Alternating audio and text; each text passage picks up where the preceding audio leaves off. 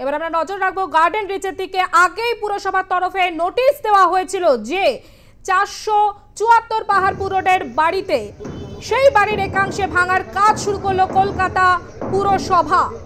যদিও সেই অংশের মালিক দাবি করছেন কোনো কিছু না জানিয়ে পুরসভা বাড়ি ভাঙছে। যদিও পুরসভা সূত্রের দাবি বাড়ির মালিক রাজকুমার সিং সহ অন্যান্যদের আগেই নোটিশ করেছিল কলকাতা পুরসভা।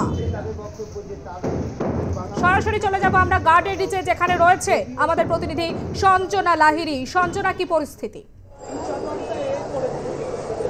দেখো, আপাতত কিন্তু আজকের মতো বাড়ি ভাঙা স্থগিত, যেটা এখনো অবধি পুলিশ সূত্রে জানা যাচ্ছে। যেহেতু এখানে পুলিশও বা গার্ডেন রিচ থানাও কিন্তু এখানে উপস্থিত ছিল, এবং মূলত যেটা উল্লেখযোগ্য বিষয় যে 474C/1 এই বাড়িটি, যে বাড়িটি দেখতে পাওয়া যাচ্ছে, ঠিক সেই বাড়িটি কিন্তু ভাঙার কাজ শুরু হয়েছিল সকাল থেকেই। পুরসভার আধিকারিকরা এবং পুরসভার কর্মীরা এই ডেমোলিশনের যে কাজ সেটা কিন্তু শুরু করেছিল, এবং যে 6টি বাড়িকে চিহ্নিত করা হয়েছে সেই 6টি বাড়ির মধ্যে কিন্তু এই বাড়িটি অন্যতম, যেটাকে ভাঙার কিন্তু কাজ শুরু হয়। এবং সেই বিষয়টাকে সামনে রেখে যে সকালবেলা পুলিশকে সঙ্গে নিয়ে কার্যত পুরসভার কর্মীরা আসেন এবং বাড়ি ভাঙার কাজ শুরু করেন। কিন্তু বাড়ির যিনি মালিক অর্থাৎ গণেশ প্রসাদ কেশরী, তিনি কিন্তু কার্যত বাধা দেন এবং তিনি কিন্তু জানান যে পুরসভা কিন্তু কোনো রকম ইন্টিমেশন দেয়নি প্রথমত। দ্বিতীয়ত তার যে এই বাড়ির যে ডেভেলপার রয়েছে অর্থাৎ রাজকুমার সিং, তিনি এখনো অবধি তাই সেই বাড়ি কিন্তু হ্যান্ড ওভার করেননি।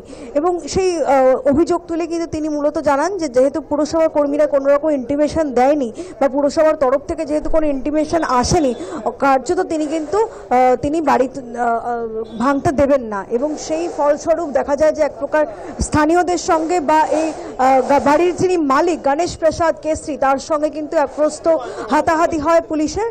এবং সেইটা মিলিয়ে কিন্তু দেখা যায় যে পুলিশ কিন্তু কার্যত এখানে বিশাল পুলিশ বাহিনী কিন্তু মোতায়েন করে। এখনো পর্যন্ত পুলিশের যে বাহিনী সেটা কিন্তু এখানে উপস্থিত রয়েছে। তুমি দেখতেই পাচ্ছ গার্ডেন রিচ থানার ওসি, অ্যাডিশনাল ওসি, তারা প্রত্যেকে কিন্তু রয়েছেন। মূলত এই সেই বাড়ি, যে বাড়িটা কিন্তু এখনো অবধি আন্ডার কনস্ট্রাকশন রয়েছে এবং ইললিগাল কনস্ট্রাকশনের জন্যই কিন্তু এটাকে ভাঙার কাজ শুরু হয়েছিল সকাল থেকে।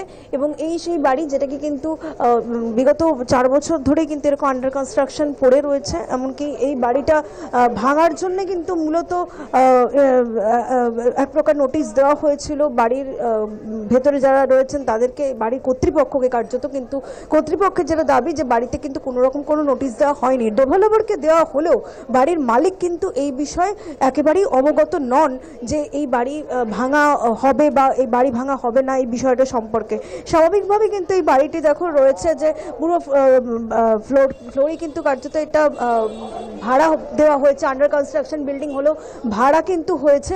তার পাশাপাশি দেখা যাচ্ছে যে গ্রাউন্ড ফ্লোরে দোকান দেওয়ার কথা ছিল বাড়ির মালিককে, সেটা এখনো অবধি দেওয়া হয়নি। সবটা মিলিয়ে কিন্তু তিনি অভিযোগ তুলেছেন যে পুরসভার তরফ থেকে তার কাছে কোনো ইন্টিমেশন আসেনি। ডেভেলপারের কাছে গেলেও যেতে পারে সেই বিষয়টাও তিনি অবগত নন। কিন্তু স্বাভাবিকভাবে কিন্তু তিনি একটি উত্তেজনার সৃষ্টি করেন।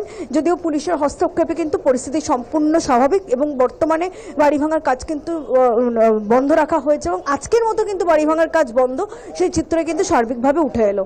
যেমনটা বলছো যে আজকের মতো বাড়ি ভাঙার কাজ বন্ধ রয়েছে, সেখানে কি আবারও আগামীকাল এই ভাঙার কাজ শুরু হবে, কি জানা যাচ্ছে?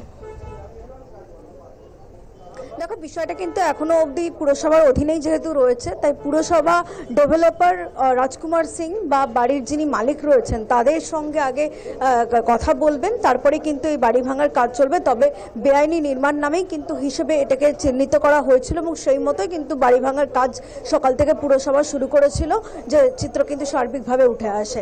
বেশ, অনেক ধন্যবাদ সঞ্জনা। আগে পুরসভার তরফে নোটিশ দেওয়া হয়েছিল যে 474 পাহাড়পুর রোডের বাড়িতে সেই বাড়ির একাংশ ভাঙার কাজ শুরু করলো কলকাতা পৌরসভা। আপাতত আজকের মতো বাড়ি ভাঙার কাজ স্থগিত রয়েছে।